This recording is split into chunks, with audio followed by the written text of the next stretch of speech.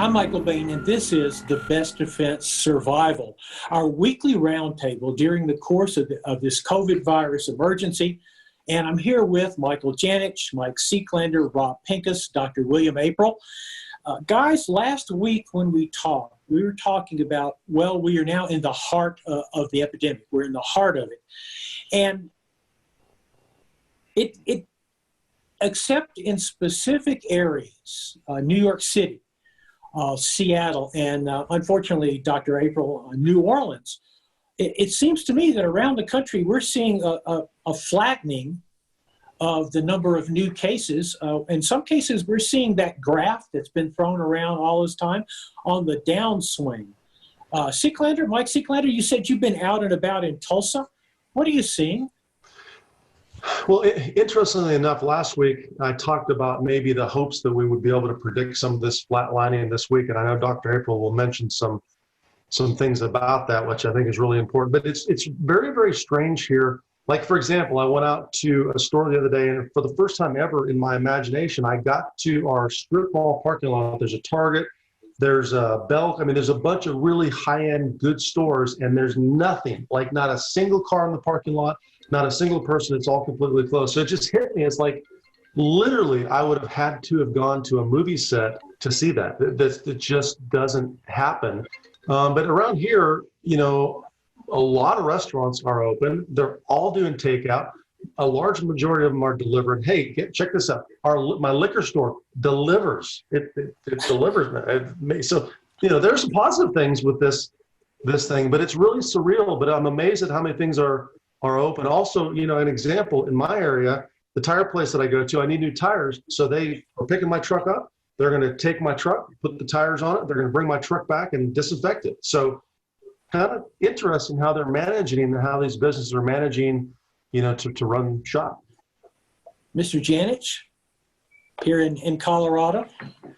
I agree. From what I've seen, it's been, first of all, as far as flattening the curve, I think that's working. Social distancing is working. Statistics are showing that. And what people need to understand about that is by flattening the curve, what you're doing is delaying the peak. So you're delaying what's kind of inevitable.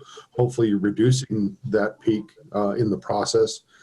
But what that means is everything goes on longer. As Mike pointed out, as Seek pointed out, the good aspect of that is that people are adapting. I mean, people are adaptable anyway. So the idea of businesses figuring out different ways of doing things, still trying to remain viable as a business and just kind of changing gears as they do so, that's what we do. The thing is that as encouraging as that is, it's still, it's not business as usual by any means. And there's still a lot of people who are very adversely affected by it. Rob, before I come to you, I want to go to Dr. April and something we were talking about before we began filming.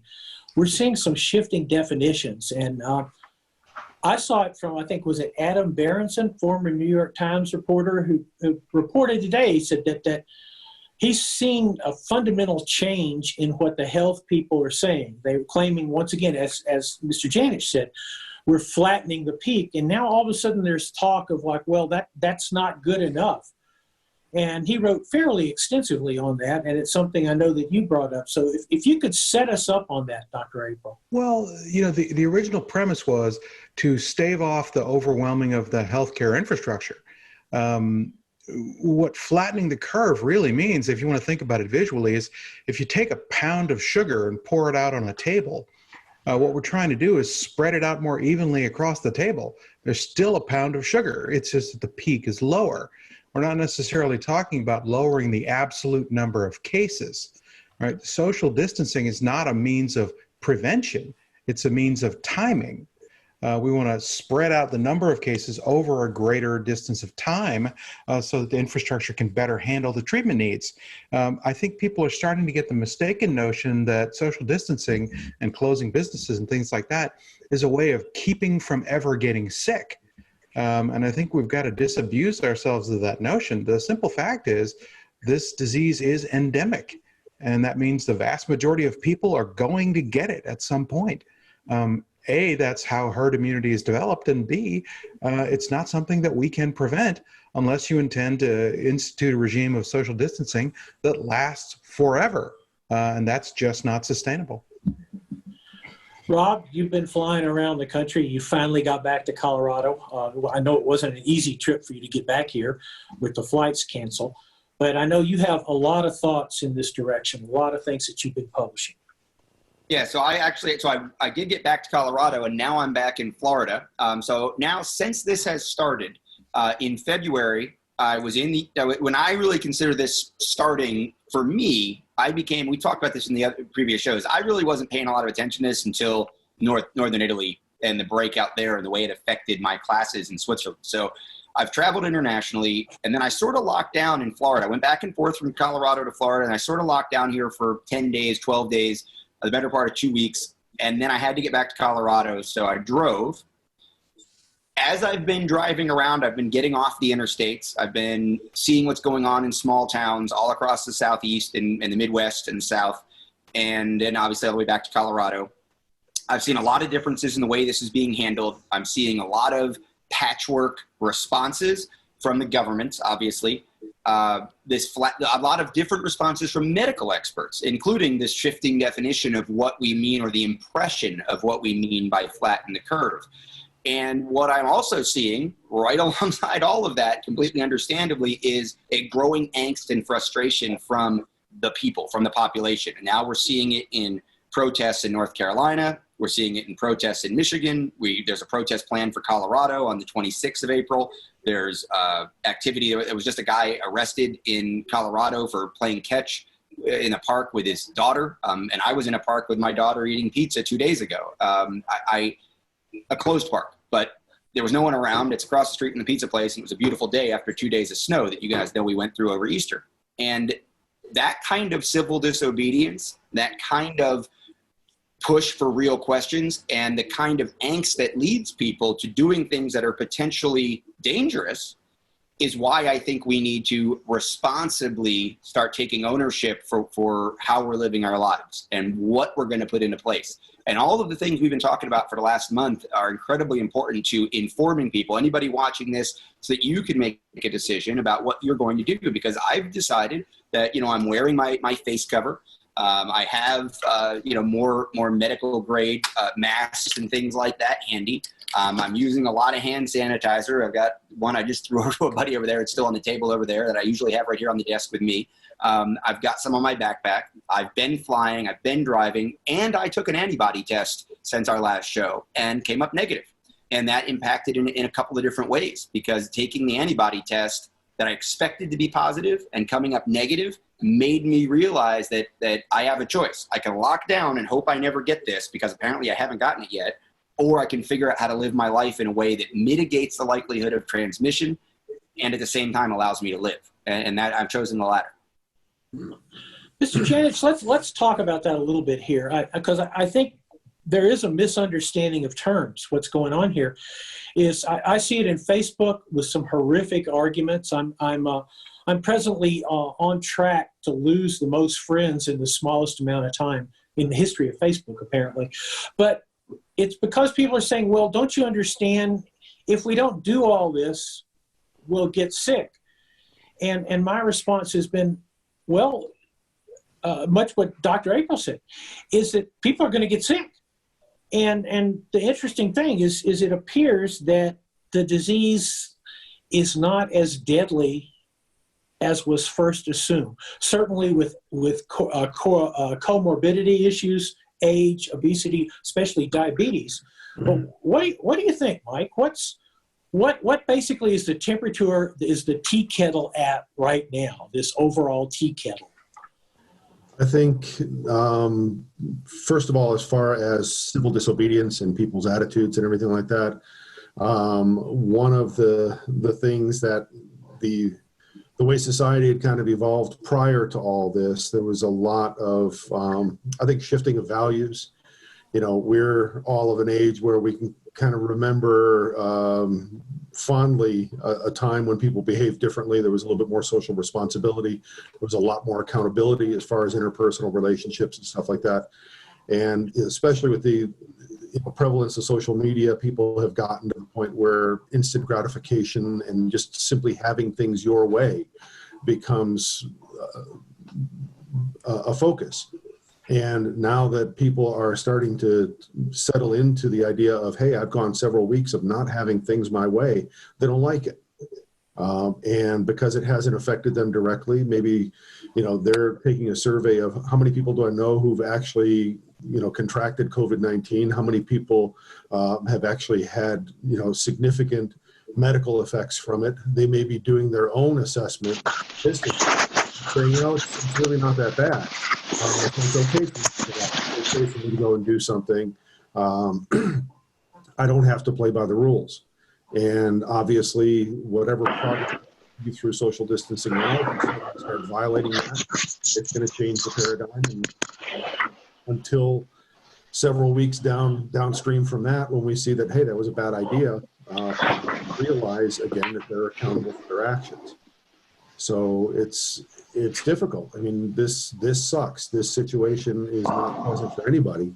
But I think we're getting to that point where people are looking at it and saying, has it affected me badly yet? And unless they have someone that they know firsthand who's been affected, they're starting to get complacent. Dr. April, what do you think in that direction? Where are we in the tea kettle? I often think, I've been thinking lately that people are starting, as time has passed, to say, where's the benefit? Early on in the teeth of the panic, not the teeth of the pandemic, but the teeth of the panic, people were willing to accept any change that might do some good. Now people are saying, show me that the change is doing some good and doing more good than it's costing. We're starting to see here in New Orleans, some businesses that had preemptively closed are starting to reopen. They're not waiting for guidance that it's okay to reopen. They're just doing it. But they're taking into account, social distancing measures, curbside service, delivery service for restaurants, but they're not waiting to just passively go out of business. And I think that's, what Rob means by a reasonable response. Because we're starting to see, I hate to, use the phrase again, but the cure being worse than the disease. If we cause another Great Depression, the morbidity and mortality associated with the Great Depression will swamp anything that would be associated with COVID. Mr. Seeklander, what do you think? Where are we in this this overboiling tea kettle at this point? I think we're still at that point where it's very difficult for people to understand this thing if they haven't seen it directly, because it's hidden. It's like now everybody's at home. It's dramatically changed a lot of lives. But if, like we talked about earlier, if we didn't have a relative that was sick, or we don't see it, or we don't experience it, or maybe you're not in the medical industry where you're actually in these ERs and see people in ventilators, it's very hard to wrap your head around the enemy, because it's kind of the unseen enemy. That said, though, it seems to be, I read a daily blog that feeds some jiu-jitsu and fighting and tactical magazine stuff. And, we're guys like Hogger Gracie was very sick for a while. And a lot of these people are coming out that are younger and healthy and saying, hey, this thing is no joke. So when they've experienced it, that tends to change their perspective. And I do agree with what Dr. April said. It's probably pretty likely that everybody's going to see it. But one of my biggest fears and something I'm wondering is, what are the after effects, meaning when restaurants reopen and people finally say, I'm going to go out and about, and maybe some of these places just open up, or maybe a governor says, we're going to open up for business. We have to have it because people are going to go, they're going to go nuts, suicides. People can't pay the rent. They can't do all these things. Well, what happens when we have a rebound of this virus? Because once again, a whole lot of people are going to get sick. Like who hasn't got flu? Everybody has got the flu. So that's what it is. So what are the rebounds going to happen? When are they going to happen? What are they going to look like? It's an interesting question. Mr. Pincus, I think that I think it's fair to say what we've said on best defense and best defense survival for a lot of years, which is that if you do stupid stuff, you're going to pay a fairly high price for it. I think it should be fair to note that as we look at opening up and as we look at going out, what do you think? I think if we don't pay attention ourselves, we're going to pay a personal price for that. Just because you turn on the tap doesn't mean that maybe you don't social distance or you don't wear a mask or you don't be careful. Precisely. Yeah, precisely. What happened in Michigan yesterday, there was a protest that was planned as a vehicle protest. Drive around, Operation Gridlock, they were calling it. Drive around Lansing, block up the roads, honk your horns, whatever.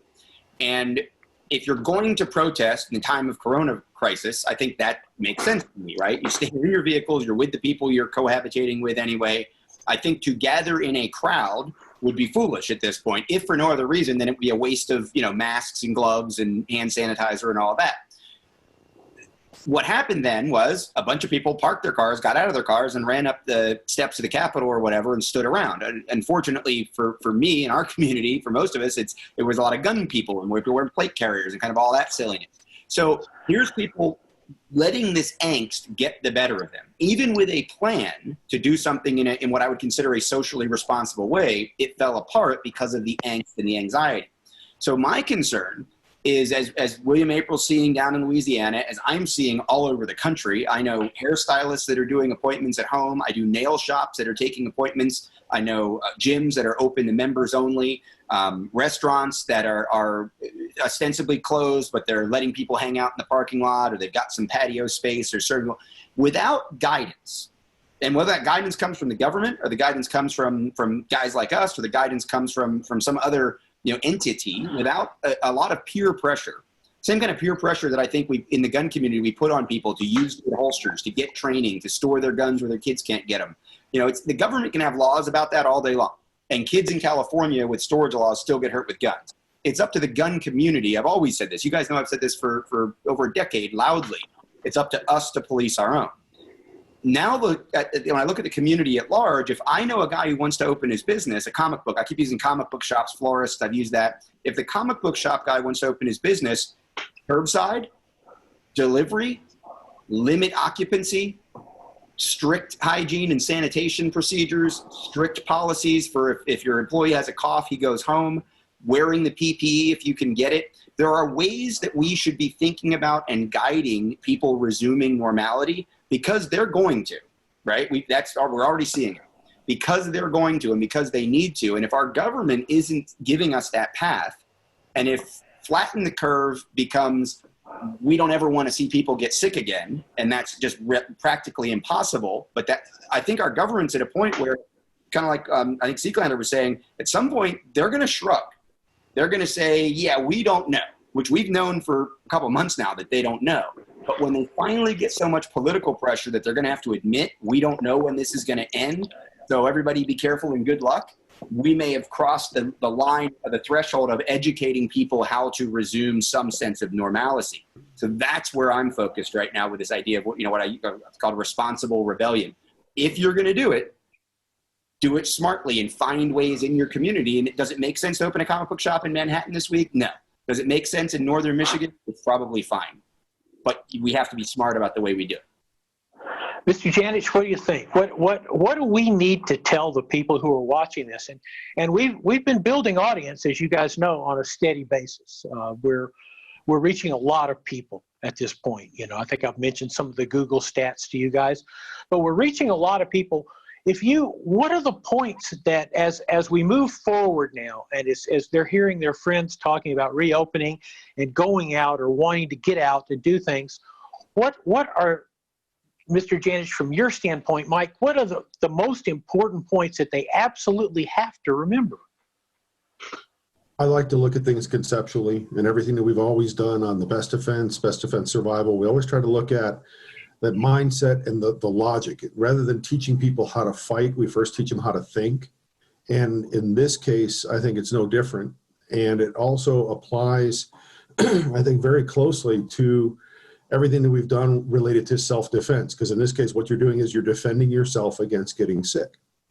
So what you have to look at is what resources do I have, what attributes do I have, and also what shortcomings do I have. So when it comes to looking at things kind of institutionally and saying, okay, let's go out and, let's achieve normalcy. Let's do whatever. Let's go back to whatever our lifestyle was. Well, if you're in an at-risk group, it's just like when we talk about self-defense. If you're elderly and you have diminished physical capabilities, if you walk with a cane, then the idea of running away from an attacker probably isn't going to work very well for you. So what you have to do is say, okay, who am I and what issues do I have to deal with? And then how do I prepare myself to be able to deal with the reality that's out there? So when you look at first of all, looking at statistics that make sense, statistics that aren't spun heavily by the media, which is easier said than done.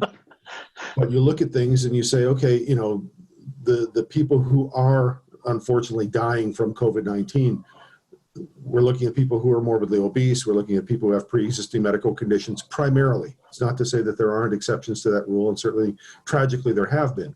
But when you look at those things, if that's you, if you fit that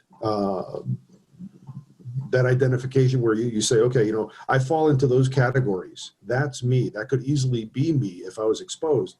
Then obviously you want to take higher precautions than somebody who's going to be younger and fitter. Somebody who's young and fit, again, there's no guarantees.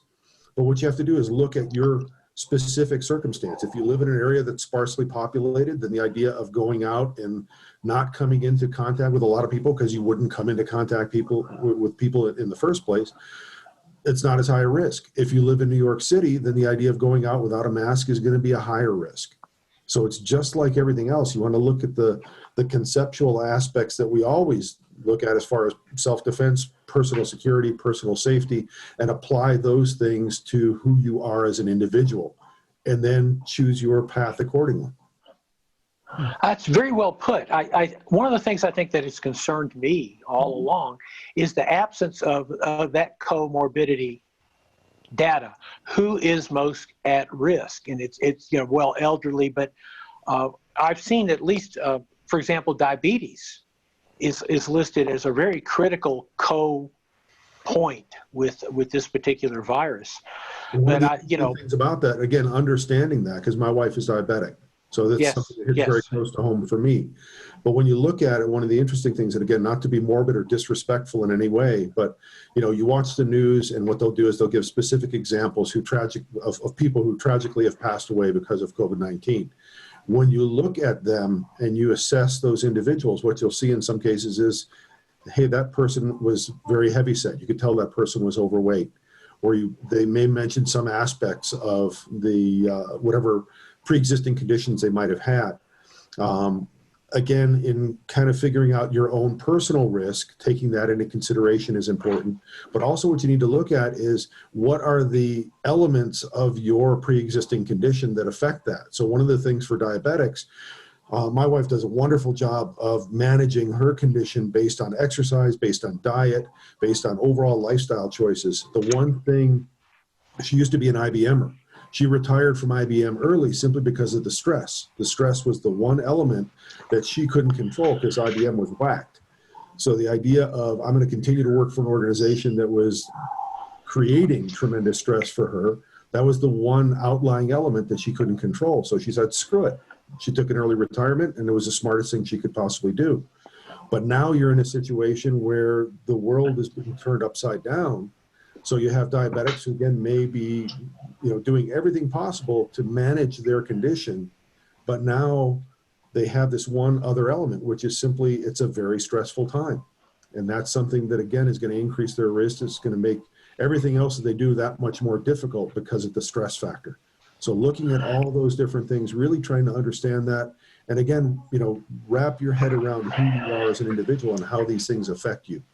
That's, everything we've always looked at as far as best defense survival. What do we say? You're on your own. That's the ultimate way to look at it. It's not to say that you don't have other people in your life who can be resources and be helpful to you. But if you consider it as, okay, I'm on my own, then what can I do? And what do I need to do to keep myself safe and healthy? Dr. April, do you want to expand on that just a little? Yeah, I think an extension of what Michael's talking about is that ownership of this problem means embracing mitigation, right? We want to see if people can carry forward the good practices that they've been doing right now into a period of mitigation. All right, we're not focusing on the notion that we can prevent illness, but instead mitigating it. I mean, what would happen in the future at a time when hopefully, COVID is in our rearview mirror? What if everyone practiced mask wearing during cold and flu seasons? Getting vaccines when they are available, practicing good hygiene. We'd see the millions of hospitalizations and tens of thousands of deaths from the common influenza reduce. So can we harvest the good measures that we've learned in crisis times and drag them forward into a period of mitigation and all reap the benefits of that? I don't want to use the expression, let a good crisis go to waste, but there is a sense to which we can learn things at gunpoint that are actually quite good for us in the future. And hopefully that's the beginning of wisdom that'll come from this.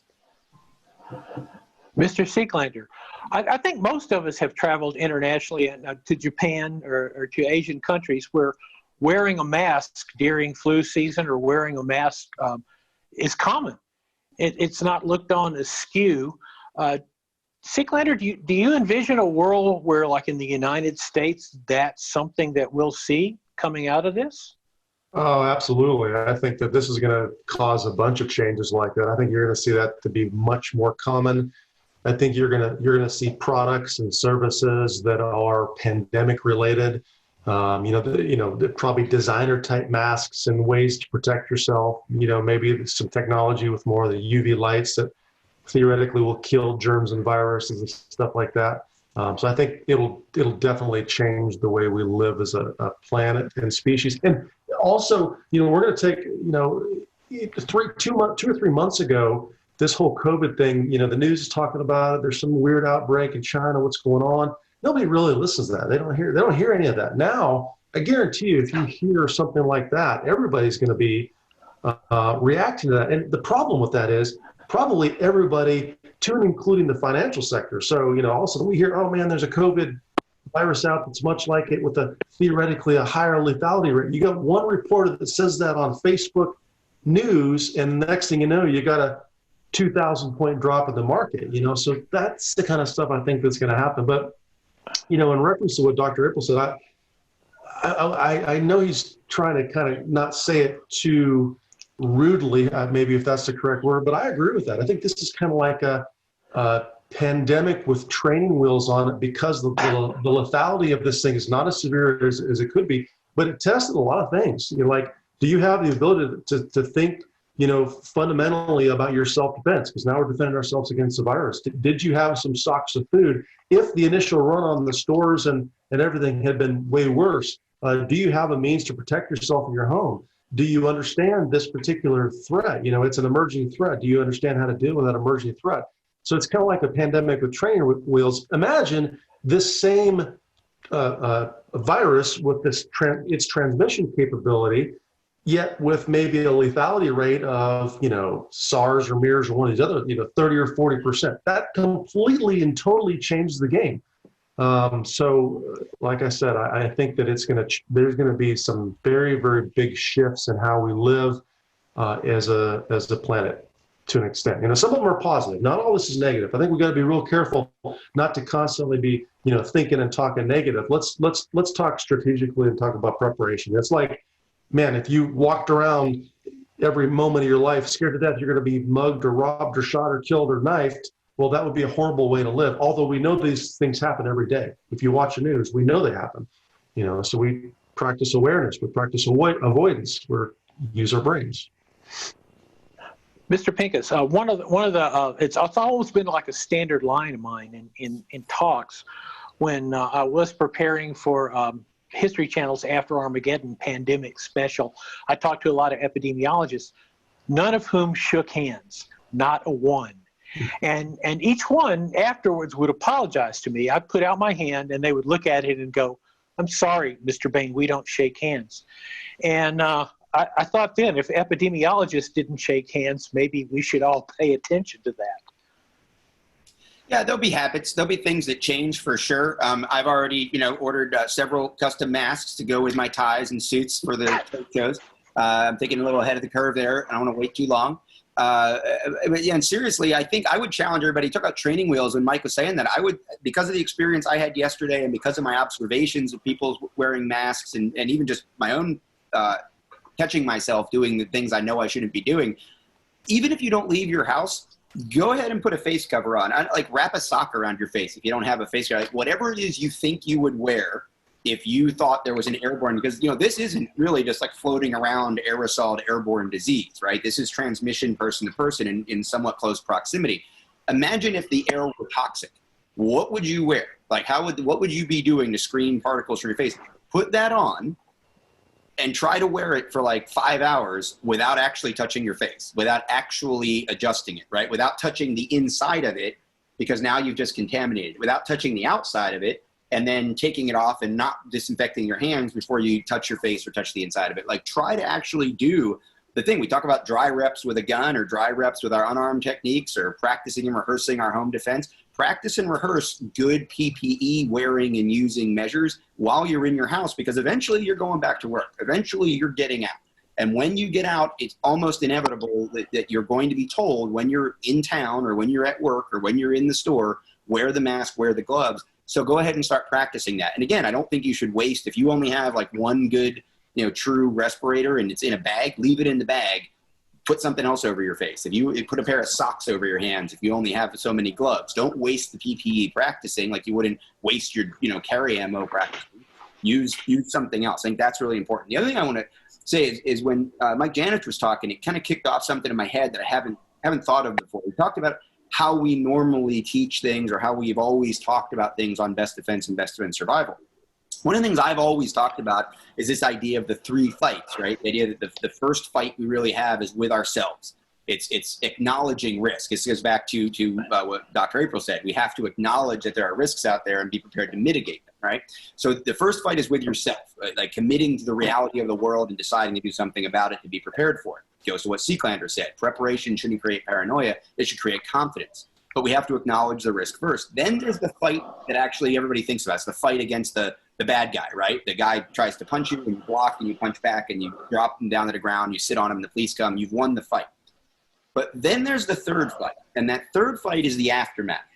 And that aftermath is the PTSD, it's the financial, it's if you get injured during the fight, the medical aftermath, if you get charged for using your gun to defend yourself, and now you have a criminal aftermath. And we've talked about mitigating the risks there as well. And I think that's really, really pertinent. This just occurred to me when Janet was talking. We always we don't teach people to take the gun and solve every problem, right? Somebody cuts you off and steals your parking space. That's a conflict. Pull your gun out and shoot them. You'd win the fight over the parking space, but you'd lose terribly in the aftermath, right? We're dangerously close to that in a lot of people's minds right now. I'm going to stay inside my house and not get coronavirus, but the aftermath is I lose my business, right? Or the aftermath is my job gets given to somebody else, or I don't have a job, or there's financial collapse on the global scale. Like I think that's where we are, is we need to start considering that sometimes we sacrifice our pride and let the person take the parking spot and avoid winning that fight because we're worried about the aftermath. We also, as a society now, have to figure out how to engage in this affront to some risk factors that we might not want to take in order to avoid a worse aftermath. And it's a little different than we normally think of it, but I think there's something there we have to be considering and that we're seeing people consider, from the highest level of government down to the guy standing on the steps of the Capitol in Lansing. Mr. Janich, Michael Janich, risk is an equation, right? When we talk about risk, what we're talking about is a risk-reward equation, and that has to be balanced on a personal level. Could you've explained it so well many times to me. Could you go into that a little? It definitely is a mathematical process, is what it comes down to. As far as an equation, you're looking at two things that are equal. What we're looking at really is kind of quantifying that risk and saying, okay, these are the challenges that I face as an individual. These are the things that I have working against me. Okay, if I live in a densely populated area, obviously the more people there are, the more risk there is. Okay, that works against you. When you look at it and you say, okay, I work in a job where in order to practice my trade, I have to come in contact with people at close distance.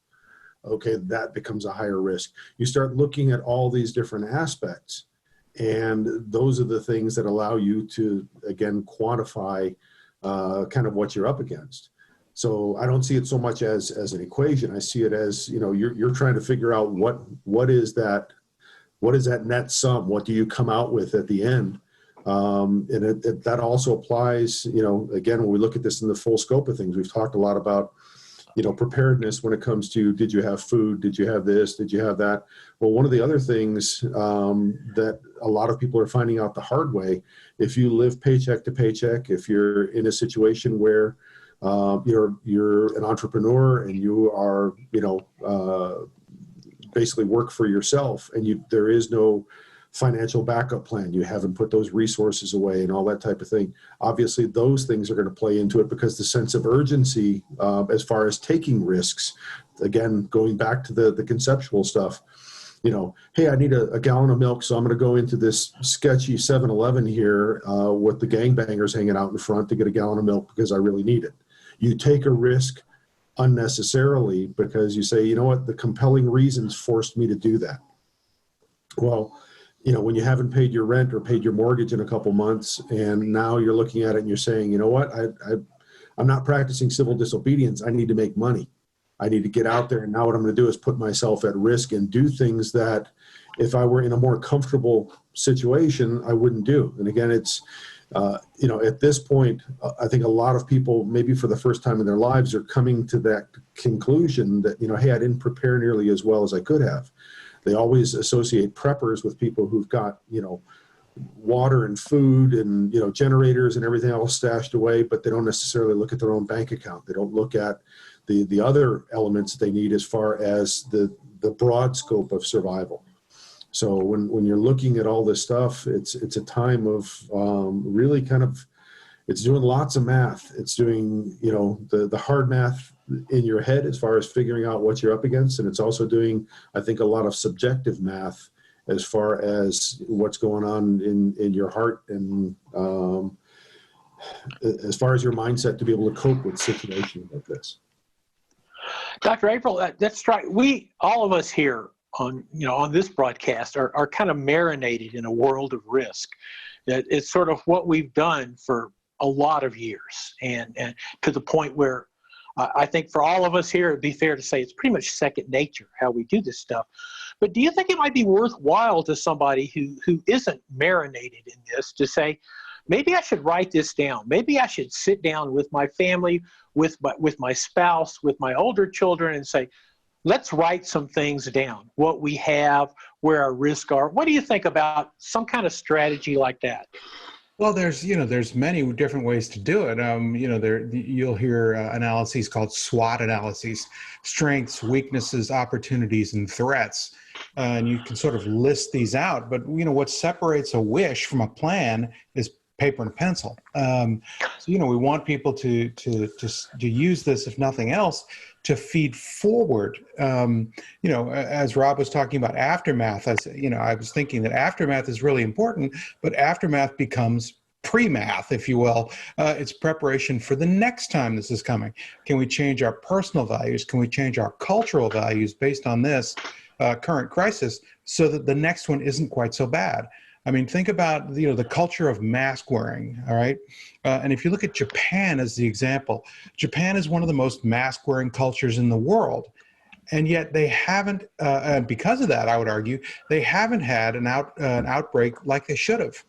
Japan is the Italy of Asia. It's a very old, population, and it's a tightly packed, very dense population, and yet they haven't had an Italian-style outbreak.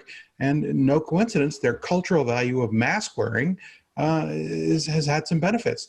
So we want to feed our knowledge into the aftermath and then turn that into the preparation for the next time, so we can do better to harvest some benefit from an otherwise terrible situation.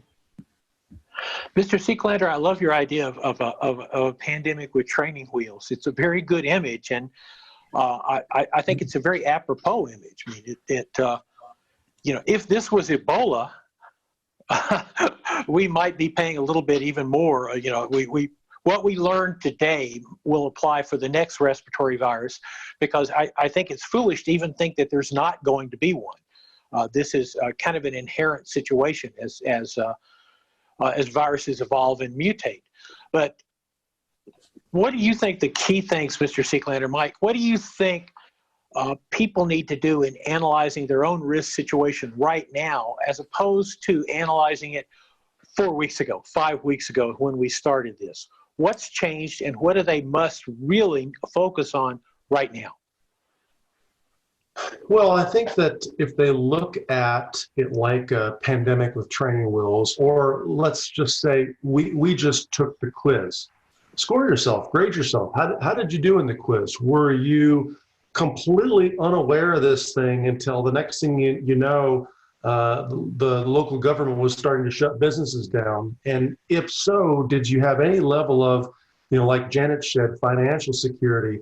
Or were you relying on the fact that, hey, if I get laid off, I've got $200 in the bank and I'm going to get unemployment? Well, guess what?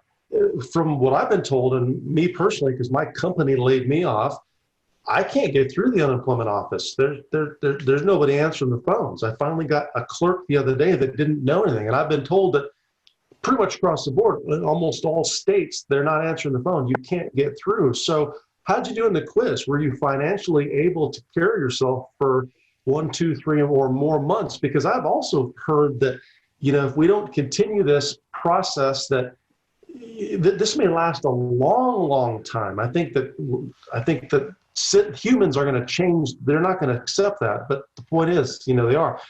How'd you do? Did you have enough food? Where if this was as lethal as some of the respiratory viruses out there, and as contagious as this current one, could you have literally locked down for a month in your house without food? Could you have done that? How'd you do in terms of self-defense? Are you, or do you know someone that ran out to the local gun store before they shut down and finally bought that ammo and or the shotgun? But guess what? You don't know how to use a shotgun. Are you someone that has a membership to, Rob's PDN or My American Warrior Society? But guess what? You can't log in because you don't remember your password because you haven't logged in for a year, where you should have been maybe reading the articles and planning and preparing. Are you significantly overweight and potentially affected by this thing because you didn't do any exercise? Here's the funny thing about humans. We already know. We have the answers. The real question is, did we follow through with the answers? Did we follow through and do anything with the knowledge we have? And right now, if you're failing the quiz, the good news is if you're still alive, you probably have food because of whatever. So guess what? That if you failed the quiz, you better start studying, because the test may come, or probably will come. I mean, these virologists and the experts in the field, they say it's not if, it's when. And like when is right now. But once again, this isn't something that's a global killer in terms of lethality. It could happen. This current virus could shift and change, right? So if you failed the quiz, guess what, folks? It's time to study up so you could pass the test. Mr. Pincus, what do you think? This week, what do we need? What are the points that we need to get across to our viewer for this week? What gets them through from today until 7 days from today? What are those critical points from your standpoint? I think that we are in a very different place than we were when we first started doing this. If you go back and watch those first couple episodes, we were talking about, do you have enough food to survive for 2 weeks in your house? We were all thinking about this 2-week, 14 to 15-day lockdown situation. We were talking about, what would happen just from a normal crime, personal offense standpoint, but more importantly, what would happen as far as food, water, all that. And I remember distinctly, we had at least one around the table where we talked about, hey, the food is still flowing. You can still go to the store, right? The lights are still on. The refrigerator still works. So don't go into your dry food stash if you can keep going to the store once a week. Then as this went on, we started talking about we're heading into the high point. We're heading into the peak. We're in the crux. Now, if you can limit your time going out of the house, do it. Now's the time. If you have the money, go out, buy a week's worth of food, I think we said last week, and now's the time really not to go out. Well, what's become really apparent is people are going to start coming out, right? Whether it's through the government saying it's okay, or whether they're just going to do it. Now, I think you need to spend the homework assignment I would give you, is along with what I said a minute ago about practicing good PPE use and masks and gloves and sanitation and all that even before you go out. Really think about it, if you haven't, how you're going to handle going out if you don't have enough gloves, if you don't have the masks. right? If you are in a very high risk scenario, when things kind of start going back to normal, who can you call and rely on and say, hey, can you be the person that goes and gets me food? Because I think everybody's going to shrug and say, okay, time to go out, but I'm not comfortable going out because I have these conditions or I have this concern. What's your network? What safety net do you have where people can hand you a sanitized, spray it with Lysol kind of bag out on your porch? They can drive away and you can go out and get the supplies. Start thinking about what happens as the rest of the world might be sort of leaving you behind in their excitement and rush to say, okay, we're cool now, right? Think about the people in your neighborhood, in your life, in your social circle who are going to need that help. Right? So start thinking about as we go back out and you can buy gloves again and you can buy masks and you can buy some of the 17 million non-virus proof face covers that a lot of people are making out there. How can you help distribute those? How can you utilize those in a safe and responsible way? Because it's coming, right? We know that. One of the big things out there is the tests, right? These tests, there's a lot of people saying these aren't super reliable. There's a lot of false negatives, which is meaning to say you don't have the antibodies. So be careful, you can still get it, right? Which is good because it's better than a false positive that says you've had it, you're immune, go ahead and run them up, right? But at the same time, the fact that the tests aren't really ready and they're certainly not being widely distributed means that any plan that you're hearing from the government that starts with we need to test everybody and contact trace probably isn't realistic. We're probably going back out into the world before we get widespread testing. So think about what that's going to look like and how you can best mitigate transmission for yourself and everybody else in our community when that happens. I think that's a very good point in that I know locally, the local county health people here where I live said that their goal is to test 50% of the county in the next 2 weeks to a month. There's 345,000 people in this county. The likelihood of them testing half of them is plus or minus zero. It's not going to happen. They don't have the tests. They don't have the money. Once again, you're on your own, as we've always come back to. Mike Janich, for people going forward on this next week, what do they need to be looking at? What do they need to be planning for? What speed bumps do we want to warn people about as they go into the next week? I think kind of to stick with the theme of what we've kind of talked about today, which is kind of looking forward, looking beyond, we talk about things going back to normal. We know that normal isn't going to be the same that we were used to prior to this. So again, what I would encourage people to do is to start looking at who you are as an individual, look at your individual risks, look at your family members' risks, and again, start looking ahead to once things do settle down, what are we going to be doing differently, especially if we haven't been exposed to the disease yet, if there isn't a vaccine yet, all these other things. We still have to continue to deal with this threat long term, but society becomes more active. We start going back to something closer to normal. How do we continue to protect ourselves, and how does all that happen? Are there people in the family who simply should continue to isolate, should continue to social distance to an extreme degree because their health risks would warrant something like that? Those lifestyle changes are things that we need to start thinking about, preparing for, because the more that we think about them now, the better we can implement them later. Dr. April, same question to you. Looking out over this huge 7-day horizon, what do people need to be aware of for this next week? Well, to my mind, it's internalizing the transition from prevention to mitigation.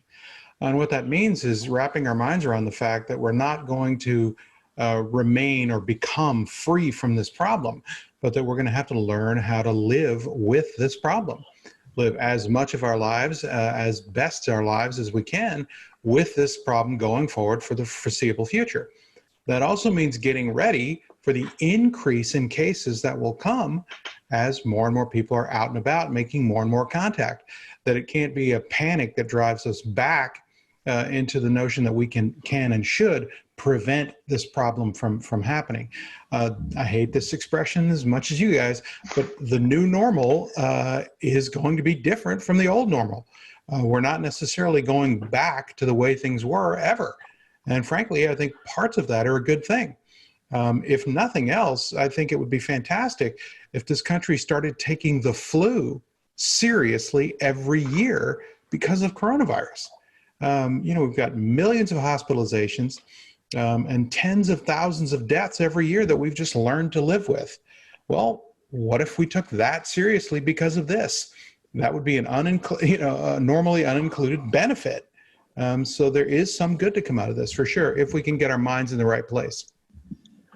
I think that's probably the key question. I'm sort of reminded in one of my trips to Africa, I was in a village that was alongside a major river that was crawling with crocodiles, crawling with these giant crocodiles. And in talking to the people who lived in the village, I'm like, wow, doesn't it bother you that if you take 5 steps and step in that shallow water, that you're dinner? And they looked at me like I'd essentially beamed in from the moon. They lived in that village for literally hundreds of years, and the fact that 10 feet away from them was a river full of lethal animals that really want to eat them was simply something that they factored in to their day-to-day living. The kids learned not to play in the shallow water because if they didn't, they would get eaten. But the key thing is they adapted to it. The fact that there was a killer 10 feet away didn't totally change their lives in any way. It just was something that they learned to live with and adjust to. Are there any other issues, big stumbling blocks, fearful things that we might see in the near future? Pincus, anything that jumps out at you there? I think that the fear we're dealing with right now, I think we have a much more real fear about the economic issues and maybe even some of the political issues, the tyranny issues and those kinds of things. Those things are coming to a head. I think they're trumping, for some people, the medical concerns because that we don't know somebody that got affected, or we don't think that we're in a demographic that's likely to be affected. So I think we're dealing with some shifting fears. And I think it's the combination of the old fears and the new fears that are going to dictate the new reality. And I'm super fine with new normal. I don't hate it. I think that's the kind of phrase, and I go that phrase is kind of like common sense or compromise in the gun world. Like those phrases have been tainted, but at the end of the day, the words are okay. The words are okay. And I think that new normal is okay. I think we have to be prepared to embrace whatever you want to call it, whatever phrase you want to use, something that is different from before. And different always scares people, but we got to move forward. Mr. Janich, anything we haven't touched on here that we need to mention? One of the interesting things that in talking to some of my friends and everything that was most alarming to them was just looking at how things are changing with regard to, for example, law enforcement response and stuff like that. Part of it is law enforcement officers, of course, wanting to limit their interaction with people, to limit their own risk of contracting the disease. But what that's also done is they literally have, in some cases, kind of formalized what types of crimes, what types of things they'll respond to and which ones they won't. So that's actually been announced in certain areas. If you do a little bit of research, what you'll find is reference to that, where it's like, hey, we're not going to come out for this entire list of things. Well, what that can be if things continue to, if we continue to suffer the economic impact of this, if we do get to a point to where crime does increase, essentially what you've got is almost a menu of things that criminals might want to consider because they realize that, hey, these are the things that are kind of off the table as far as police response. So again, when we look at the kind of the broad scope of what we're doing with regard to assessing risk, trying to quantify risk and everything else, that's one of the things that is changing on a local level, a regional level, and everything else. So one of the things you might want to do is take a look at kind of what the situation is in your area, and if police response time, if first responder response times, and the menu of things that they now consider to be worthy of their immediate response. If that has changed, you need to be aware of that. Dr. April, you look like you wanted to jump in there. Well, two things about that I think that Michael brought up that are very important. One, the longer this goes on, the greater financial stress arises within the criminal class. Their ability to make a living is being impacted too. And sooner or later, that pressure combined with a list of crimes that are essentially on the house in terms of immediate police response, I think could result in a real increase in some pretty dangerous crimes. I believe it was the city of Philadelphia is no longer responding to breaking and entering calls. That is a little bit disturbing to say that police will not come. They'll just take a report over the phone when there's somebody kicking in your front door. That's a little bit concerning, and I think the carry-on effects of that are going to be pretty scary. It isn't, just to clarify it, my understanding of that is that that's not if you're calling and saying your door is being kicked in, as opposed to you look across the street and you see a door being kicked in that they don't know is occupied.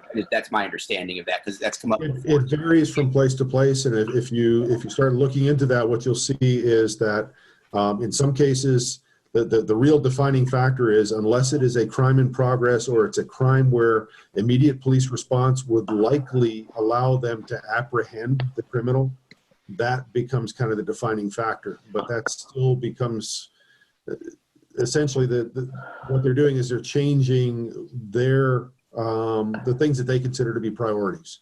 And that, again, it's not absolute across the board. It varies from place to place depending upon their resources. The guy that I was talking to was most concerned about it. He was talking about some of his family members back in Connecticut, because they literally had said that there was a list of crimes. The police department had sent out a letter to all the residents and basically posted on their website and said that, you know what, these are the things that we will no longer respond to.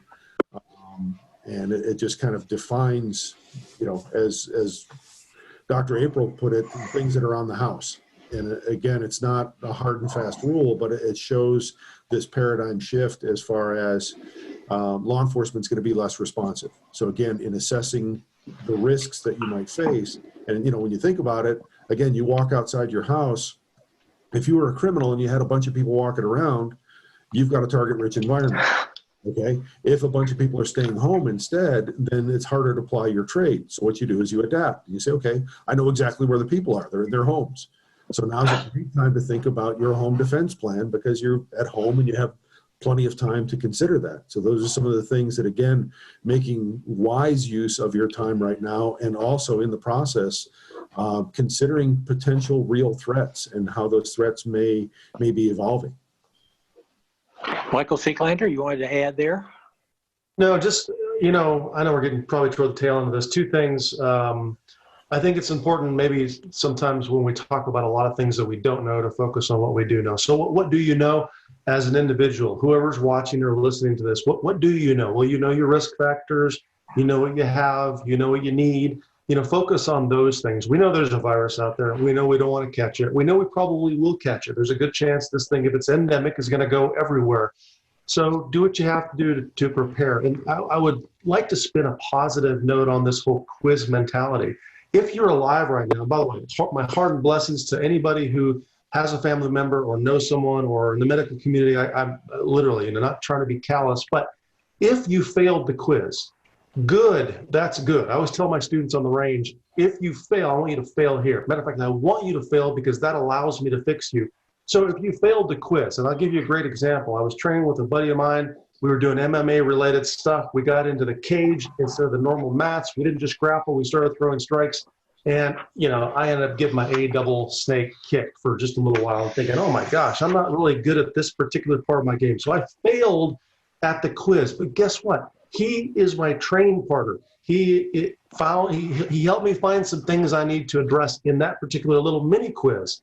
The good news is I wasn't on the street somewhere in an alley up against a wall, so I can fix it. So if you failed some of these elements of your quiz, that's great news. Fix them, because guess what? It's a freebie. You get the freebie to fix, and I think that's a positive thing. I think if people look at it in that manner, get your checklist out right now. After the show's over, get your checklist out, categorize them in what's your highest priority, and start to attack. Go after, get after it.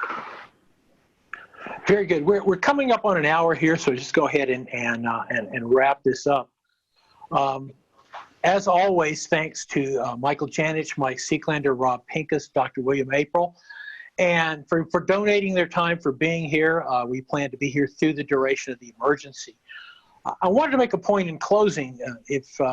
After World War II, the existentialist philosopher Albert Camus wrote the book The Plague, which was about a plague in mid-1800s Algerian French city of, was it Omar? And that book used to be required reading in high schools. I'm pretty sure it's no longer required reading. But there are a lot of profound quotes that came out of that book. And I think one that really applies here is that the main doctor, the lead character in the book, said, to state quite simply, what we learn in a time of pestilence is that there are more things to admire in men than to despise. And I think those are good words as we go forward into the next week on this. I'm Michael Bain. This is The Best Defense Survival.